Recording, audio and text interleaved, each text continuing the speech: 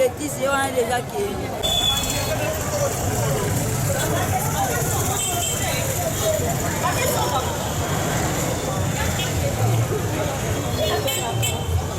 na biso ba shayer to koteka na bazangu kokanga to sala boy kokanga oya boye penza o mona te batikela biso penza tala biso koki ba pesa so misala oh wana mande fanta akende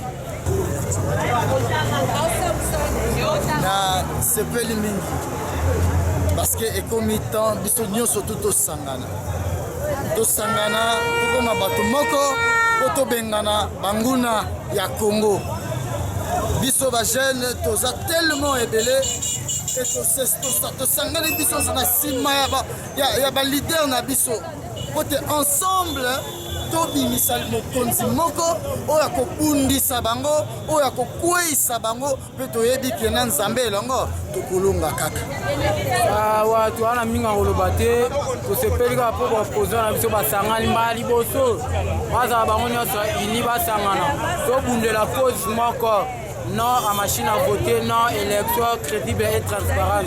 Il y a un autre Luka. Et le monde a bango, tout le long a pété le long.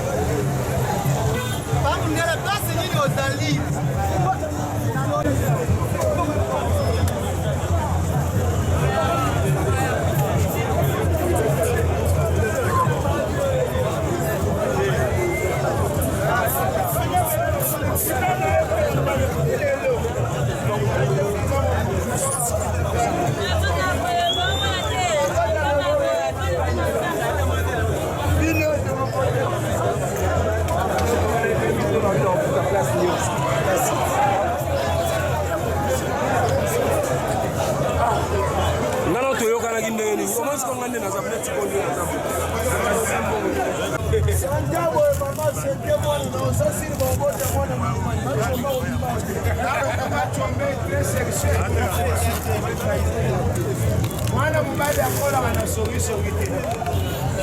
Afina yo soko bonzi biloko boyebi bale kangisa nzoto. Boso continue kubota tipa la police kuyela yo kuzosala machina yena.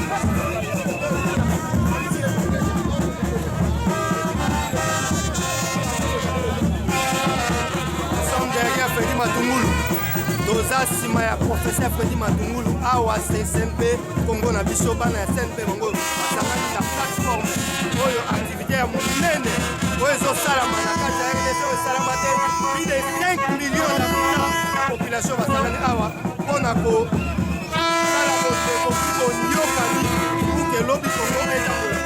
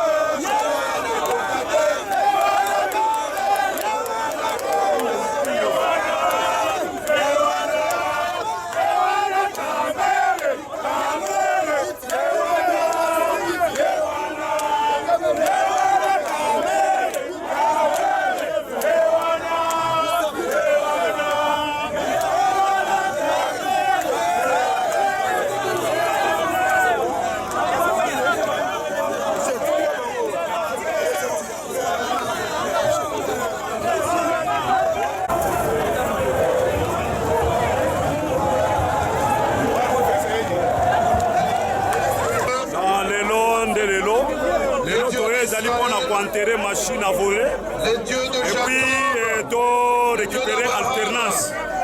Le long de Doye Kokunda, souffrance au peuple congolais. Pour entamer étape Moussous à partir le 23 décembre. Donc arrivé le 12 janvier 2019, aussi l'histoire de Sikapo Namboko et Kozale Sengomo Mounen. Objectif Nabiso ezali ko bengane pacifiquement pour makila bana Congo etangate. Etangi mingi koleka China guerre mondiale. Tolingite to bimise na nzela malembe na litusu fiapo akoye na Rwanda.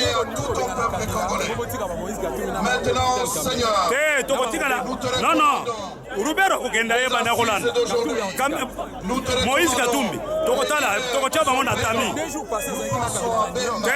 Non on ne sait pas les images là. Non biso toboy ko commenter sur la image wana. Nous allons à la veille à meeting. Image wana to étudier en bien. Comment ni bande ko na biso muso en Belgique bazana katia. Oui. Que tu les bénisses tous et que ces assises soient porteuses de bénédictions et d'espoir pour l'avenir de notre pays. Nous avons ainsi prié au nom du Père, du Fils. Mais ce qui va coûter, rien n'empêche. Biso est-ce qu'il y a quoi Biso candidat na biso ezali président Félix. Mais bao batikali tokotia bango na tami de l'histoire. Bato mabe bakokoya oya bien bakotika.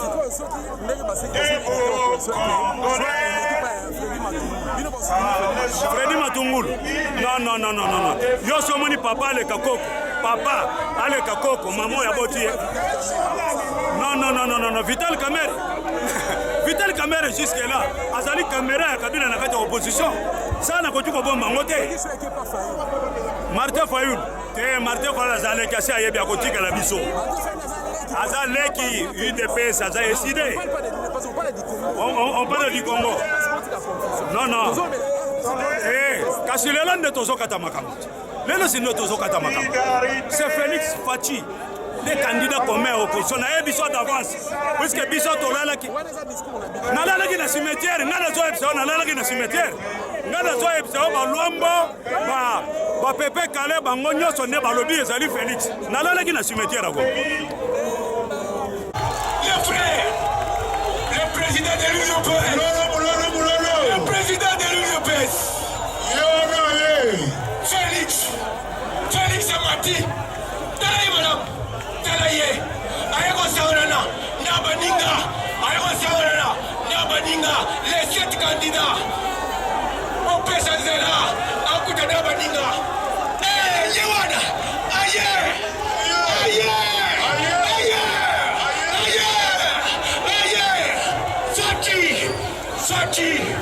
Fati, le frère de tout le monde, l'ami de tout le monde, tonton de tous les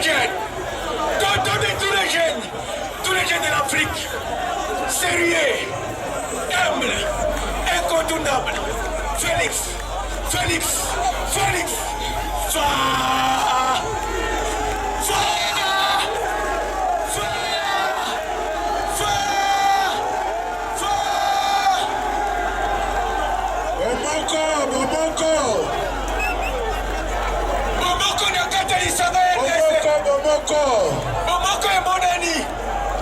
Bomoko est mon ami.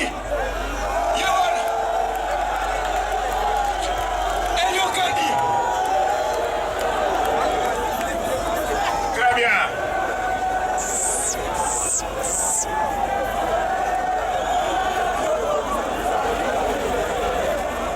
Bomoko vont se mobiliser. Voyez ma question qui t'ont ici meeting et oyo. Nasima tokosala marche tokokenda kosolola na nanga na ndako na ye na tseni kuna eyokani marche ya nsima eyokani tobengi bino nyonso nzela makolo te aseni biso nyonso tokota na seni wana toloba na ye ayoka bien biso toboyi eloko na bango wana nyama ya mai ya bango wana oyambo krokodile na bango wana mashine a vote na bango wana mashine a vole mashine ya makambo wana ezalaka na wifi na kati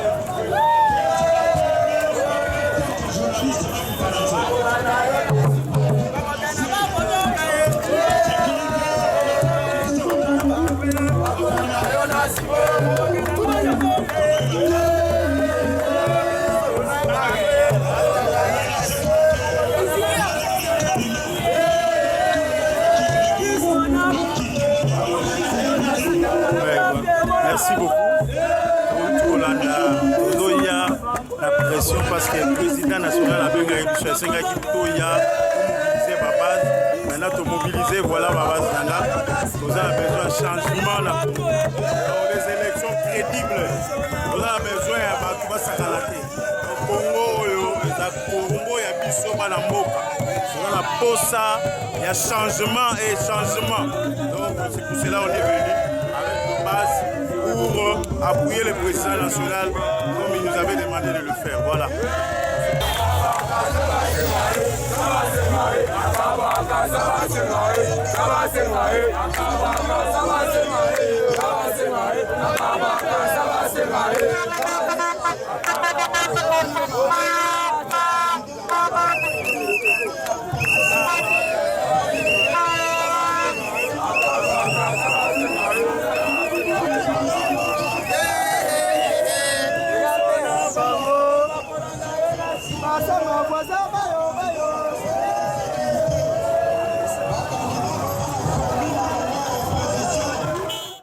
Sola bana mboka o bana susia mboka na bango te lelo oyo tosangani na batoko na banzelu na likolo mpona osola oyo etali mboka oyebi yango toujours nde irosi aloba le peuple gagne toujours ya chichi aloba le peuple d'abord biso na dynamique de l'opposition tolobi l'expérience fait la différence lelo nde lelo bamata bakita eloko eza te c'est l'homme qui a peur et le peuple va gagner qu'on le veuille ou pas et le sang des Congolais est en train de crier vengeance. Nous gardons la tête haute, voilà pourquoi nous sommes venus rendre hommage à tous ces dignes fils, toutes ces dignes filles de mon pays qui ont coulé leur sang, enfin que la vraie alternance pour venir en RD Congo. Voilà pourquoi nous sommes là. Merci. Merci. Bon, biso toza ba membre na kati ya MLC. Tolobela kaka likambu ya machine à voler. Biso toza na eloko mosusu te. Balobi un vrai opposition ayebanaka na bilembo na ye. Yango na koyebisa boye. Conseil gratuit na kosenga na ndeko Kabila. Ayeba ndenge nini ya kolongola ba voix oyo ya lokuta oyo atie na kati ya dolphin na ye wana. Pe dolphin na ye, est-ce que vraiment aza pena na intelligence ya politique? Biso moko toza ba jeune depuis asala déjà que 17 ans. Lelo tokomi na 18 ans. Bilani na sali. Makambo nini na malonga sali. Oyo alobaki keno ye aza le vrai opposant. Tomoni Tibala. Alelaki keno ba matita ye na kati ya poste ya premier ministre. Il a rien fait. Il a rien tout fait. Yango monike na osenga na peuple congolais. Tofungola misu. Toyeba ke l'état moloki. Toyeba ke oyo nyoso Kabila na dolphin na ye atie pona ba trahi biso ba population ekotimba te. Yango tozenga lisusu ke na contre oyo bate ujana. Est-ce que boyebi le pourquoi bate ujana? Ujana kasi eza kabiliste na batu na ye ndenge basengi keno bata ujana. Yango tobeta tete bazopoma biso ba jeune pour rien. Babiloko batete wana ke po totala meeting na biso te. Tokoloba boye. Pe tokosukisa boye. Meeting na biso tokosala ngo na nko. Parce que toza na droit na biso. Tozotalela article 64. lelo souffrance eza ebele na Kinshasa bakuta wana balingi souffrance wana econtinue. Heureusement bana Kin depuis 2015 vous vous êtes battu. 2016 je vous félicite. 2017 abomi bandeko na biso Kinshasa est devenu cimetière ya bauta wana. Le plus important soki moto wana atikali na pouvoir Kindoki etikali na Congo. Il faudrait bloquer la machine à voler, la machine à Kindoki. Vous ne pouvez pas admettre que Moïbi a fait un endroit. Moïbi est une machine à voler. Oyo Nanga alingi à voler élection à Bino. Pas un abattoir parce que Babomi déjà va électeur. En tout cas, tous à la déterminer. Révision affichée électorale Wana. Bazoboya lelo parce que balingi bazala na 10 millions de personnes bako élire bango po bamoni lelo toza bomoko na opposition. Problème ya encore ya Saint-Sylvestre. Il il faudrait respecter encore. Parce que ceux qui ont déjà besoin de pouvoir, c'est parce qu'il y a encore ça. Alors, il faut pas respecter décrispation, pas respecter libération. Il y a des prisonniers politiques. Franck Diongo, Mouyambo, Diomi Dongala, Oyom de Konabiso, Jekoko, Carbone, tous nos frères qui sont là. Bandeko, il faut tout ça l'agnon. Ceux qui vont Makamboana et continuer, tous la constitution, mon ya bien à Kitoko Bandeko. Oyo constitution na biso, tous na article 64.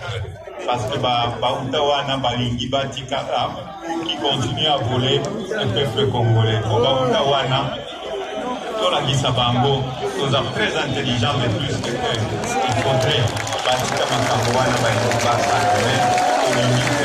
il faudrait tous la Bomoko, chasser Bantouana, parce que ce sont les ennemis du peuple. Le Lobasoïba, et l'Oko, Salamate, Namoga, Abisso.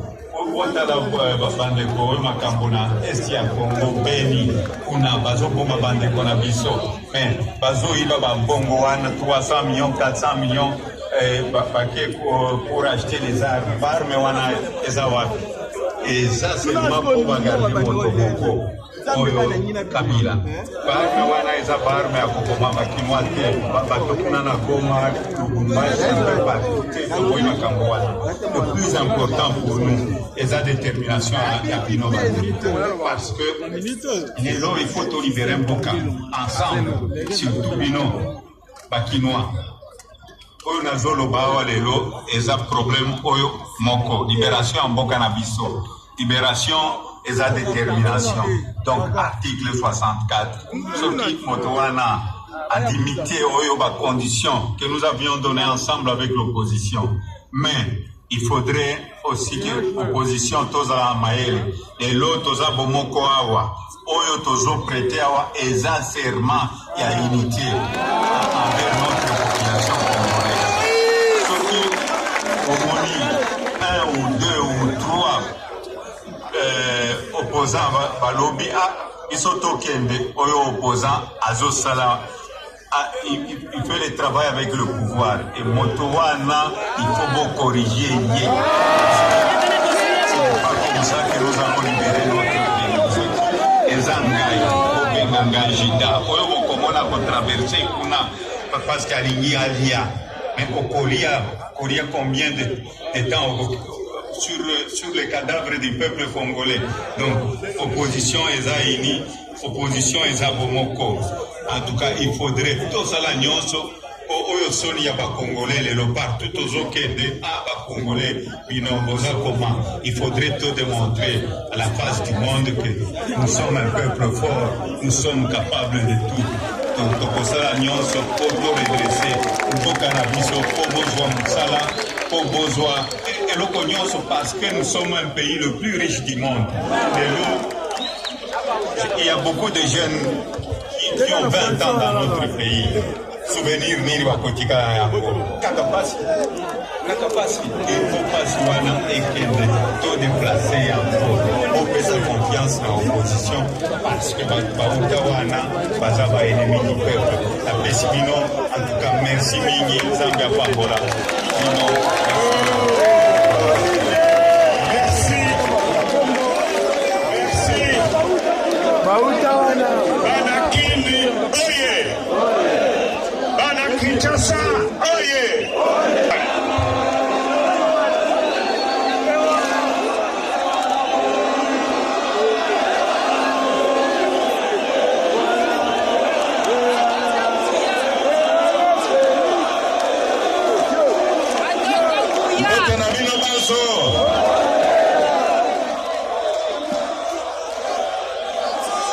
Est-ce que bandeko ya Congo na biso ya professeur Matungulu bazali wana Congo na biso viva est-ce que bandeko na biso ya dynamique ya Martin Fayulu bazali dynamique viva est-ce que bandeko na biso ensemble ya Moïse Katumbi bazali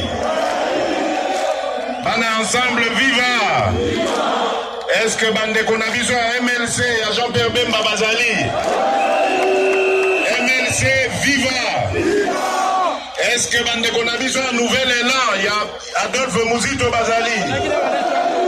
Nouvel élan, viva! Est-ce que Bandeko il y a UNC? Il y a Vital Kamerhe Bazali. UNC, viva! UDPS, viva! UDPS, viva! Merci Bandeko Nangai. Ya liboso na lingi tozwa mwa tango moke pona kokanisa bandeko na biso bakufi pe bao bakufa na Beni en premier lieu et puis partout na Congo. Un petit instant de silence s'il vous plaît.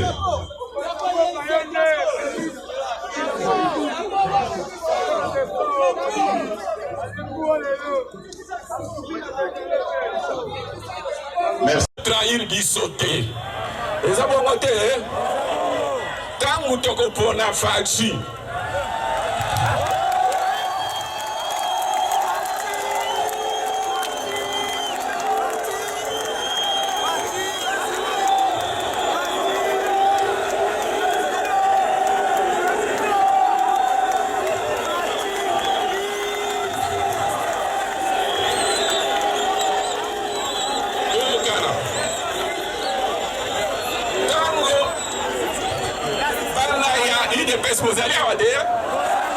Bana ya UNC bozali awa te, bana ya MLC bozali awa te, bana ya Dynamique bozali, bana ya Nouvel Élan bozali te, bana ya Congo na biso bozali awa te, bana ya Ensemble bozali te, botrahi biso te tango tokopona soit Faci, soit Kamerhe,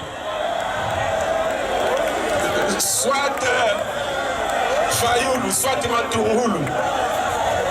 Bino bobundaka na mitema. Kati na bino bakoloba alokwa candidat na biso baponi ete biso tokende élection te. Les abongo te bopesa biso ta na ndenge te. Olie topona individu, topona nde programme. Tolobake moko na biso nde akomema programme. Atako toponi Fayulu te, ba militaire Fayulu kanda na bango ekosila po Fayulu akoyebisa bango te moningo toponi akozwa ba engagement nyonso nga nazwaki epa na bino.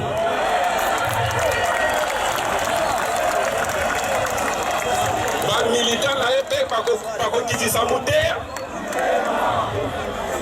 Même chose na baninga soki tozwi Kamerhe bana IDPS bakokalme motema eza bongo te. Elingi koloba tozala bomoko na musuni te na motema te me na molimo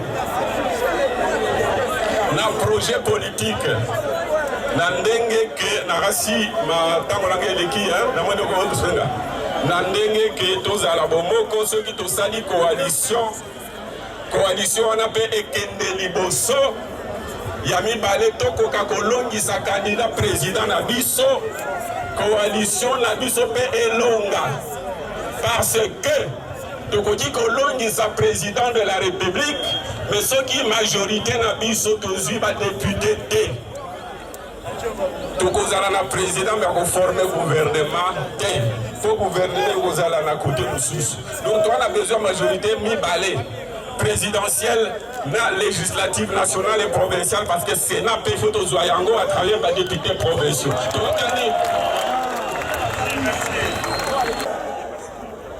Voilà. Je voudrais tout d'abord remercier l'ensemble des leaders de l'opposition.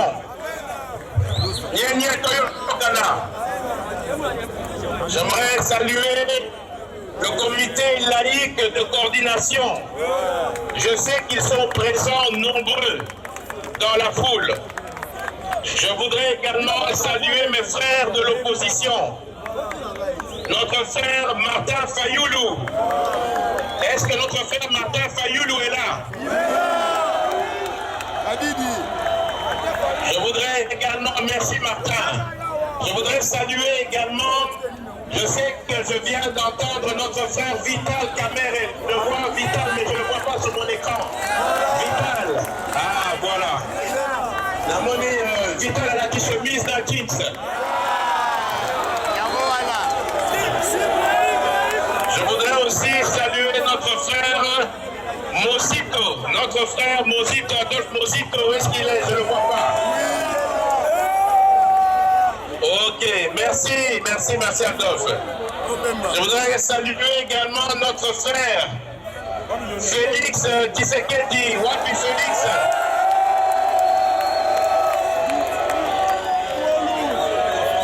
Vraiment, merci Félix. Je te vois avec une belle chemise à fleurs. Bonjour mon frère.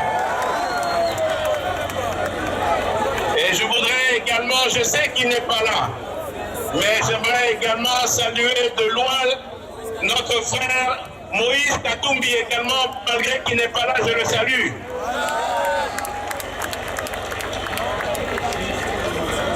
Voilà, je vois notre frère Pierre Lumbi qui est là et qui le salue. Merci beaucoup. Ainsi que notre frère Matungulu. Matungulu également qui est là, je le salue également. Merci mes frères. Et j'espère que je n'ai pas oublié tous nos autres frères également. Je vous salue tous, responsables, cadres de l'opposition. C'est une joie aujourd'hui pour moi de voir que notre opposition, l'opposition en République démocratique du Congo est réunie. Unis dans un seul projet, tous ensemble pour la grande manifestation d'aujourd'hui. Je crois que c'est une première depuis très très longtemps que toute l'opposition déterminée a pu se réunir aujourd'hui pour passer et communier avec la population. Je regrette de ne pas être là avec vous en ce moment, mais dites-vous que je suis de très près tout ce qui se passe. Comme je dis, je vais parler un peu en français, un peu ensuite en lingala. L'heure est grave, mes frères, mes sœurs. L'heure est grave pour le pays. Nous devons savoir ce qui se passe, ce qui est en train d'arriver, risque si nous ne sommes pas vigilants aujourd'hui. Si nous ne prenons pas les dispositions aujourd'hui, la population, nous allons être surpris de ce qui est en train d'être monté par les tenants du pouvoir. Nous voulons le changement dans le pays. Nous voulons que le peuple sorte de la misère. Nous voulons que le peuple sorte de l'état de pauvreté. Nous voulons dans l'opposition mettre fin à l'insécurité à l'Est. Et je voudrais présenter mes condoléances à tout le peuple à l'Est congolais qui souffre tous les jours, qui sont massacrés tous les jours, qui sont pillés tous les jours, dont les mamans sont violées tous les jours. Je voudrais vraiment leur présenter toutes mes condoléances à tous ceux qui ont été massacrés encore dernièrement et même avant. Tout ça devient insupportable, devient intolérable pour nos populations. Nous devons mettre fin à la misère, à la pauvreté, à l'insécurité. Nous devons mettre fin également à l'insécurité, au pillage de nos ressources. Les ressources de notre pays doivent profiter aussi à la population. La population n'en bénéficie pas. Nous constatons qu'il n'y a pas de route dans nos pays. Il n'y a pas de soins de santé dispensés pour tout le monde dans le pays. Les enfants ne vont pas tous à l'école dans le pays. N'ont pas la chance d'accéder à l'université dans le pays. Nous devons mettre fin au régime qui a amené la désolation dans le pays depuis 17 ans. La question maintenant, comment on doit y arriver. Pour y arriver, l'opposition doit être unie. Unie derrière un candidat que nous devons choisir. Ce candidat que nous allons soutenir. Ce candidat avec lequel nous devons avoir toute l'opposition. Un accord de coalition, un programme, une vision commune, des objectifs communs qui devront nous permettre de sortir le pays dans l'état de misère dans lequel nous nous trouvons. Nous sommes parmi les derniers lorsque nous parlons de la situation de la corruption. Dans la liste de Transparency, c'est une institution internationale, nous sommes avant-dernier. Donc parmi les pays les plus corrompus du monde, c'est là que nous retrouvons encore notre pays. Pour y arriver, il faut que nous soyons unis. Dans cette unité-là, nous allons gagner alors les élections et changer le régime, et changer toutes les mauvaises pratiques et amener la gouvernance dans notre pays, une nouvelle gouvernance. C'est pour ça, mes frères, mes sœurs, ce qui est en train de se préparer maintenant, c'est la machine à tricher. Nanga et son groupe ont mis en place une machine pour tricher. Et nous devons dire non à la machine à tricher. Cette machine à tricher, j'étais avec M. Nanga le 1er août à la CENI. Voilà. Je lui ai fait la démonstration. Voilà. Et dans l'état actuel, cette machine n'est pas fiable. 2, cette machine prend trop de temps pour voter. Si chaque personne doit voter, et j'ai fait la démonstration devant lui, ça prend 6 minutes. Il n'y aura que entre 150 et 200 personnes qui pourront voter par jour, lorsqu'on a besoin que 600 à 800 personnes votent. Nanga n'a pas pu me répondre à cette question. Il m'a dit, je lui ai dit, cette machine n'est pas fiable. Qu'est-ce que vous allez faire quand votre machine tombe en panne?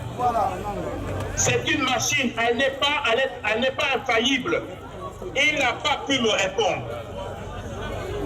C'était le 1er août. Je lui ai dit également, il y a plus de 10 millions de fictifs. Il m'a répondu, vous savez, c'est une erreur de la CENI. Cette erreur de la CENI a été faite effectivement. Il m'a raconté des histoires que 6 millions de personnes ont des empreintes digitales qui sont brûlés qu'on ne voit plus. Je suis resté calme parce qu'il m'a dit ceci. À ce moment-là, il m'a dit, nous allons, si l'opposition le veut, si la classe politique le veut, avec la majorité, nous pouvons suspendre, annuler tous ces fictifs. Nous sommes aujourd'hui le 29 septembre. 2 mois après, il m'avait promis de prendre contact avec l'ensemble de l'opposition de la classe politique. Est-ce que vous avez entendu qu'il a appelé l'opposition pour parler? Voilà pourquoi je dis qu'il est en train de préparer une tricherie à l'échelle nationale. Et nous ne pouvons pas laisser faire ça. Le pays nous appartient. Le souverain primaire, c'est le peuple. C'est le peuple qui doit diriger et qui doit décider de ses dirigeants. Ce n'est pas Nanga, avec les gens qu'il sert, qui vont décider demain.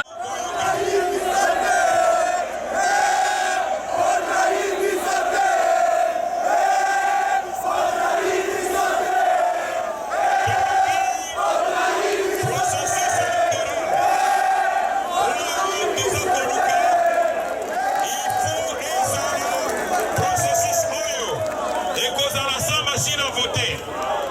Yami Balé, Tolobi fichier électoral. Fichier électoral, les Anabato Oyo. Lokola Ndeko Fayulu Lobby, 10 millions de Congolais enregistrés sans empreinte digitale. Et Ikoloba Kenambo Karabisoawa, Tolazana 10 millions de Bazana Baboko. Est-ce que ça y a Solwana? Yango Tolobi Yamisato. Baboyi, ba observateurs internationaux. C'est-à-dire, si on va pour Malamo, balingi témoin azala boyete. Yamine Tolobi boye, tola la pongite. Baboyi logistique ya Monisco. Ba hélicoptère ko salate, ba avion ko salate, mais tobi que Congo na biso ezali sous-continent. 2 345 000 km². Bakoya koloba o tozanga ki makoki ya kokoma na bongananga. Tokoma ki na mweneli tute, tokoma ki na Bukavu te. Toyebi pe que insécurité o ezali koleka na est. Ezali plan ya extermination ya peuple congolais pe tokondimango ata moke te. Toyebi ke bino peuple na biso dosi tokani tolobi élection ko salema le 23 décembre 2016 bamata bakita et ko salema toyebi ke 2018 toyebi ke peuple aza kozela peuple amoni pasi bana bazokende kelasi te bana baza kolia te baza koboma mboka etoni biloko ebele me bamili baleki ebele yango toyebi ke boza kozela mpe tosi tobandi kosolola boza kozela mpe topesa bino nano programme commun oyo candidat commun ya opposition akomema esengeli na eloko ya boye tokende na bolingo règle ya liboso eza nano bolingo règle ya mibale elakisi nini sincérité poso toza sincère te tokosalaka lokola bato tongi to remplace règle ya misato ezali générosité c'est-à-dire oyo akozwa asala na baninga te eza te batie ye alobi na vandi na kokende lisusu te règle ya mine bolingo na bana ya Congo pour la kotombola mboka règle ya mitano oza pe elombe okoka oyebi ndenge ni ya kosalela mboka toyeba sokwamba ne nkwewi bana betu kodibalwa lelweu bakwamba toa bengi ma élection ni machine à voter toa bengi élection ni fichier wabo wa mafi tulituduela pa mois tunupesha candidat au mois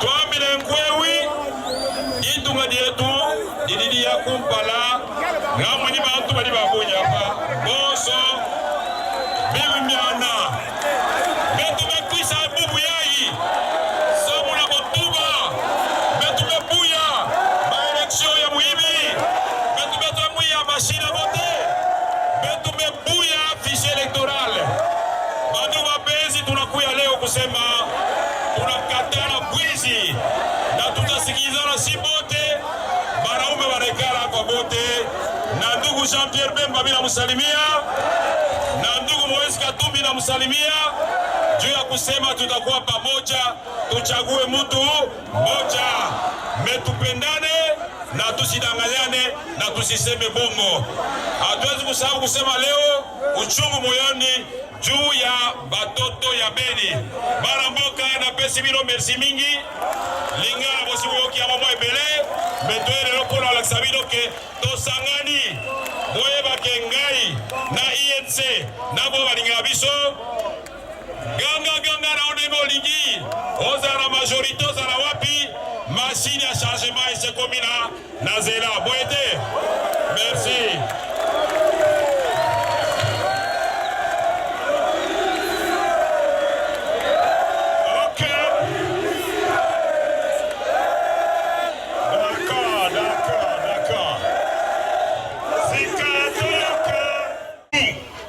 Il fallait bazala awa mais bazalité ndeko betela Frank Diongo. Betela Frank Diongo maboko. Ndeko lokola Muyambo, Jean-Claude Muyambo, betela maboko. Na bandeko na biso bakoloba Jean-Pierre Bemba na Moïse Katumbi bazali awa te me bakoyoka bango. Bandeko na ngai na bosani te nazali koya. Bandeko mosusu lokola Eric Kikunda betela maboko. Ndeko Jekoko Mulumba betela maboko. Ndeko Diomi Ndongala betela maboko. Merci bandeko. Nazana minute mitano kaka. Na yeko yebisa bino boye. Ete tolingi ba élection. Tolingi nini? Tolingi nini? Mais tolingi élection ya moyibi te. Toyokani? Élection ya moyibi elikoloba nini? Elikoloba nini? Voilà. Élection ya moyibi elikoloba machine à voter. Elingi pe koloba ba vote ba toyo ba bengi bango na français ba fictif. Toyokani? Na fichier électoral tozana yango. Tozali na bato 10 millions. Boni. 10 millions sur 40 millions d'électeurs. 10 millions wana bazalaka te. Ba bengi bango na français ba fictif. Tokokende élection na bato wana. Tokokende na bato wana. Nanga atumboli bana ya Congo. Nanga atumboli bana ya nani? Alobi na biso boye. Tala ndenge kokosa. Azali ba électeur ya solo bazali 30 millions. Ye azui 10 millions a bombi à côté. Soki toke na vote. Biso tozui candidat comme totieye. Candidat on a azui 19 millions. Boyo kanga malamu. 19 millions. Siko oya bango azui 11 millions. Ça fait combien? 19 plus 11, 30 millions. Mais Siko yo bazui 10 millions o babomaki na sanduku. Babwaki yango. Tokondi bango? Ekokoma na suka o candidat na bango dit 52,5%. Oya biso 47,5%. Tokondi bango? Nanga sali nini? Nanga sali nini? Nanga meminga mboye. Nanga meminga mboye. Nanga meminga mboye. Nanga meminga mboye. Est-ce que tokotika ye? Tokotika ye? Bandeko na ngai bana ya Congo. Tozali na besoin ya mboka na biso. Ezala pe lokola bamboka misusu. Bato balia malamu. Balala malamu. Balata malamu. Baswe de santé ya kitoko. Bamela mai ya peto. Eza boye te. Tina ya élection yango wana. Toluka alternance. Nalobi nini? Toluka alternative crédible. Tozo moto oyo azana makoki po a changer mboka. Moto wana azali na kati ya opposition awa. Ezali pe mosusu te. Toyokani? Toyokani? Boya na motema moko eloko ya babengi ba fictif. Fichier électoral. Nazali na mokanda awa.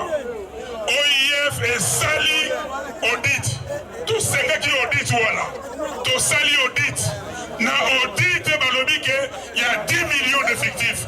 Balingi kola na makambu wana te. Tokondi bango? Tokondi bango? Mbote na bino nzambe abate la bino.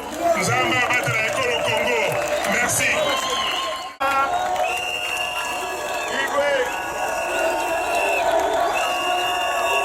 D'accord.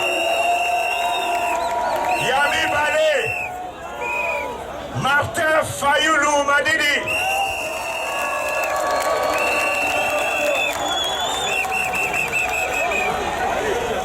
Yami Sato. Vital Kamere. Très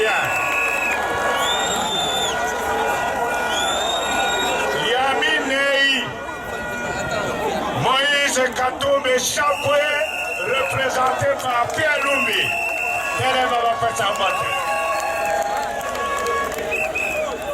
Yami Kano, Freddy Matungulu,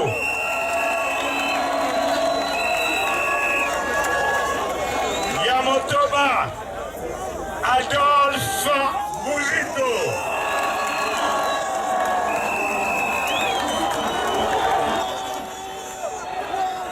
Kona Kotsukisa, Félix Tshisekedi. Merci.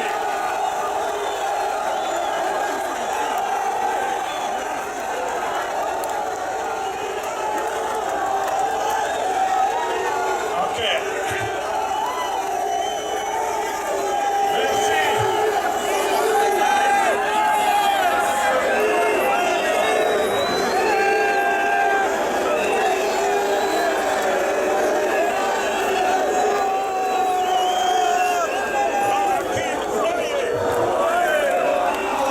Ndeko Eugène Diomi, Ndeko Jean-Claude Mouyambo, Ndeko Franck Diongo, Nabo Sanité Bajeune, Jekoko Moulumba, Christian Loumou, Béni Carbone, Nabaninga Naye, ba victime ya injustice na ya dictature.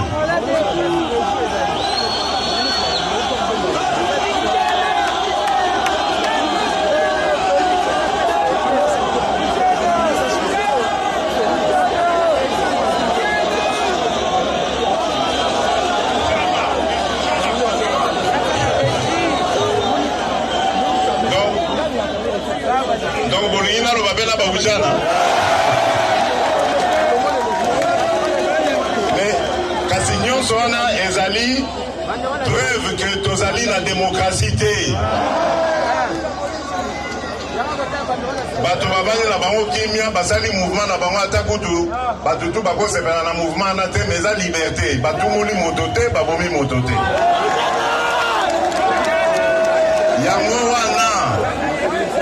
Yango wana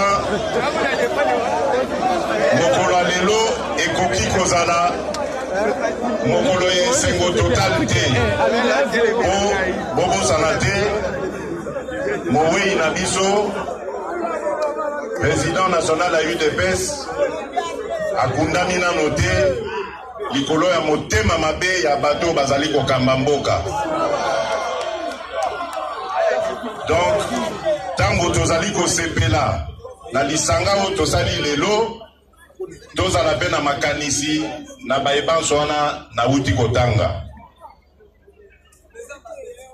Teme oyo baninga bapesi ngai ezali ya kosolola na bino lisolo oyo etali bomoko lisanga to pe unité ya opposition. Bolandiawa tozali à peu près Mangomba 7, Mangomba Sambo. Nalingina tuna boye. Est-ce que nakati wana yaba combattant na biso nyonso wana? Bao bazali na courant mai bazali? Oh batinda kabana na bango na classe sans problème bazali? Oh balonga likambo nzala bazali? Oyo bazali na liberté ya kosala ka ba manifestation babo makabaka ngaka bango te bazali? Donc nyonso wana elakisi que tozali na destin moko. À partir du moment où tomonaka pasi moko minyoko moko tozali bongo na destin moko. Destin na biso symbole nango ezali lelo le 29 septembre tolobi biso baswa wana miso na bino peuple mokonzi tolaki bino te tokotrahir bino te tokokende bongo tina le 23 décembre 2018 comme kwa réseaux sociaux tope o toyokaka banda lelo esili abuo boyeba ke lelo ndeko Jean-Pierre Bemba, ndeko Vital Kamerhe, ndeko Martin Fayulu, ndeko Freddy Matungulu, ndeko Moïse Katumbi, ndeko Adolphe Muzito, na ndeko Félix Tshisekedi basali be famille bo. Soki olingi kofinga alo finga biso banso. Soki olingi kumisa biso banso. Likambo ya kokabola biso ezali te.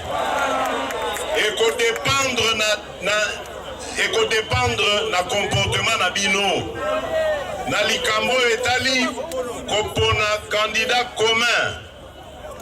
Bobanda te kotia ba pression et pas ba leader. Oh non, leader yoko za sima mutu wana te, ye nani?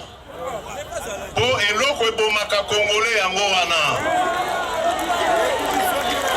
Eloko ebomaka Congolais yango wana. Na lobi boye. Tango ya kopona candidat commun ya opposition.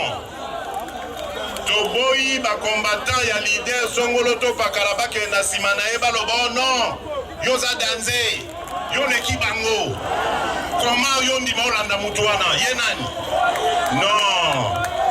Likambo yo tozana yango lelo ezali likambo ya kolongola banguna o banyokoli biso uta le 17 mai 1997.